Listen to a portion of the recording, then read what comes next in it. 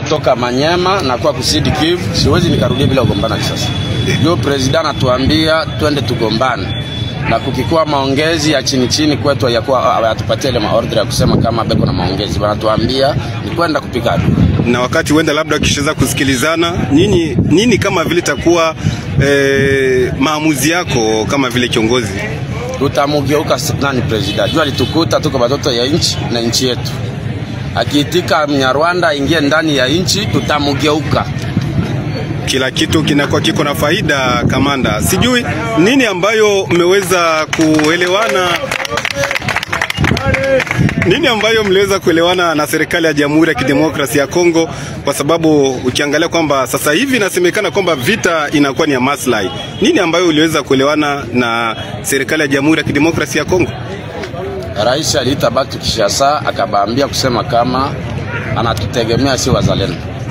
Na akatuambia hawezi kubali kupoteza sentime hata kidogo ya Kongo. Na akikubaliana na Mnyarwanda, maana yake deja tutamkonsidere na yeye kama vile Rwanda. Na sisi tulibeba silaha ya kupigana na adui mwenye yuko napenda kubeba kipasu cha Kongo. Na hatuwezi kubali hata sentime moja ya Kongo ipotee. Lakini kamanda, huko unakoelekea kuna vikosi vingi, kuna vikosi vya kamanda ya Kutumba, vikosi vya kamanda Rene, vikosi vya kamanda Ebuela, vikosi vya kamanda, wakamanda ni wengi katika eneo hilo. Sijui wewe utakubali kuweza kuongozwa na makamanda wengine huko ambako unakoelekea kwenye shamba la vita? Mimi niko komanda, ninaongoza kikundi yangu kutoka Manyema. Tangu zamani tunakoka kila mtu na grupu yake. Turule momani nakuja kupiganisha adui. Nitabakuta pale tutaongea, kila mtu yuko na kikundi yake.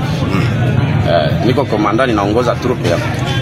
Na labda rahia wategemee kisha siku ngapi wasikie kwamba umeanza vitu vyako vya kwanza kupigana? Ningali munjia, lakini naambia raia ya Baraka itulie, nifike nisikie maordre nikuwa pale.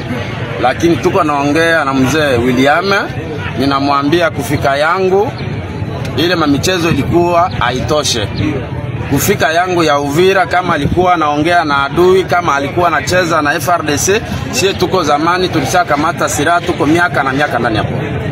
Na najua mzee angeanja kazi bado yangine mabikundi yenye anatumikaka nayo haikuwa bado kufika. Kama vile nakwambia, mimi ndio nilikuwa nabakia wa mwisho. Nikifika niasire kusema kama tunaenda dande jour mutasikia risasi nali.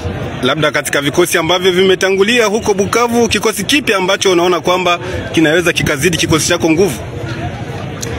Unaona bote ni batoto ya Kongo, tunajuana michezo tunachezaka.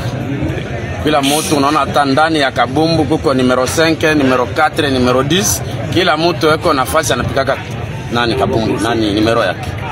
Labda kiongozi, sijui unakuwa na